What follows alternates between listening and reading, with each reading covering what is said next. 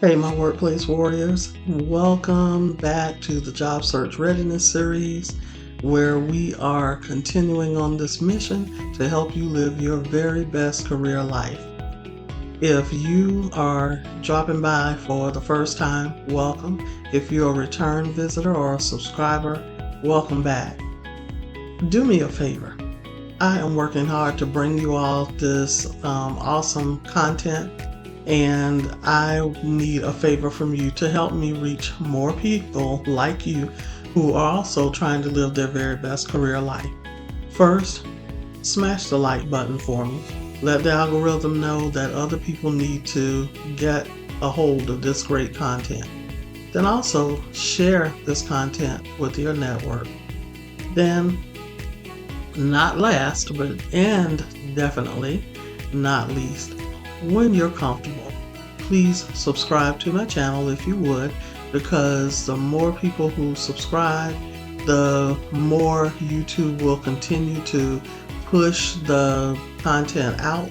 And it just means so much to me because it lets me know that what I'm doing is not in vain, that I am helping people who really find value in the content, and who really feel like they need this content. And I'm also interested in you all coming back and telling me stories about your success, or asking me additional questions about the job search journey, because I am here for you all along, from starting to work on that resume to either write it or update it, to developing your engaging cover letter and pressing submit on your applicant profile when you apply for your first job with your brand new high impact killer resume and your engaging cover letter. So, and when you get that invite for that interview, I want you to come back and let me know and ask me questions about the process, and go back through my other videos and see ways that you can refine your interview process to increase your chances of landing your job. And I call it enhancing your CVP. That's your candidate value proposition. That's what you have to offer these employers as they search for new team members. So without further ado, let's get started on today's topic, which are tips, 5 tips for responding to situational job interview questions. And just as with yesterday's video, the one on behavioral interviews, the best way to respond to a situational interview question is to understand and apply the STAR method. And the STAR method is that acronym for S, which is situation, which is the challenge that you were faced with. The T is for task, and that is the role that you played. What was your responsibility for helping to overcome that challenge or resolve the problem? Then A is action, and that is what were the steps that you took to help overcome the challenge or to resolve the problem. And then R is for results, which is what was the outcome? Were you successful? Were you partially successful? Were you not successful? And as I explained to you in the video on behavioral interviews, a lot of times interviewers are not looking necessarily for you to be successful. Not always. That's not the case always. Sometimes it's imperative that you have a success story, but typically they're looking for how organized you are, how you think issues through, how much of a team player you are, and how did you handle the outcome if it didn't turn out the way that you had hoped that it turned out. And what did you learn from that, and how did you handle future similar situations.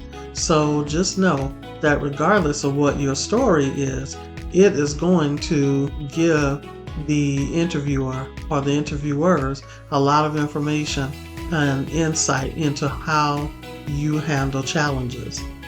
And if you don't have one that you can share about work, let's say you're a student or you're a recent graduate, utilize, tell them the story of a situation where you faced a challenge during your studies at school, because you can still apply the STAR method to that too. And that can still give the interviewer a whole lot of insight about the type of employee you will be based on the type of student that you've been. So explain how the structural approach using the situation, task, action, result, or STAR method helps you clearly outline your experience and achievements. And use an example, sort of like describe a time. Let's say you were asked to describe a time when you handled a conflict at work. So if you were asked to do that, then you want to first set the scene. That's the situation. Explain your role. Like I said, that's the task. Then detail the steps you took, which are your action items, and conclude with the preferably positive outcome, which is the result. Then tailor your response to the job description as much as you can. Make sure to emphasize the importance of aligning your examples with these knowledge, skills, and abilities and other qualifications that the job description lists that you apply to. Then make sure to use very, very relatable examples that will showcase your problem solving, teamwork, or leadership skills, which are big items that hiring managers are looking for these days. They're high demand skills. Then highlight your soft skills and your emotional intelligence, because sometimes people focus so much on the technical aspects of their job that they forget that, hey, you're still a person. You're going to be interacting with stakeholders who are people, and excuse me. And so you need those soft skills. So demonstrate your communication skills, how clearly you communicate, your ability to be agile, to adapt, to pivot when your priorities change. Like one thing may be the number one priority when you walk onto the job, but then within 5 minutes or 10 minutes, you could be knee deep working on that particular issue, and you could be asked to shift gears because another ultra important priority has arisen that management needs a quick turnaround on. Then also that's going to show them how well you respond under pressure. Then be honest and authentic. I cannot express this enough. And if you go back through my previous interviews, you know I always encourage you and help you to understand. Hopefully I've drilled it into your psyche that honesty is always the best policy. And even with a negative, what feels like a negative situation, if you are honest, that shows your high level of integrity and your high level of ethics. And you can always put a positive spin on even a negative situation by showing what you have learned, sharing what you've learned from that experience and how it helped you to handle future situations better, differently, and better for a better outcome as you continue to grow and mature. Then make sure that you practice, and I cannot express this, emphasize this to you enough, because so many people don't like to practice interviewing, and the only way that you're going to get good at it, guys, and confident at it, is by practicing.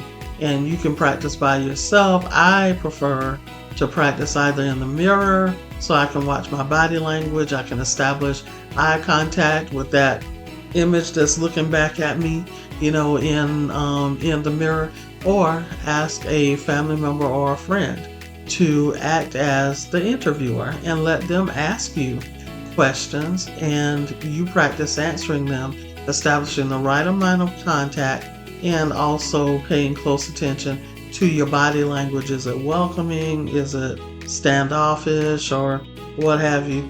So that you can just be aware of that, as well as any nervous twitches or nervous hand movements or body movements or what have you. So you will find that the more you practice and the more comfortable you become with the interview process, the less likely you are to exhibit those nervous types of characteristics, because you're going to be confident, you're going to be highly confident, you're going to have your resume basically memorized so that you can quickly pull at least 2 examples for each type of interview question that you have practiced extensively, and you're going to stand in your God-given authority, which is as a successful person.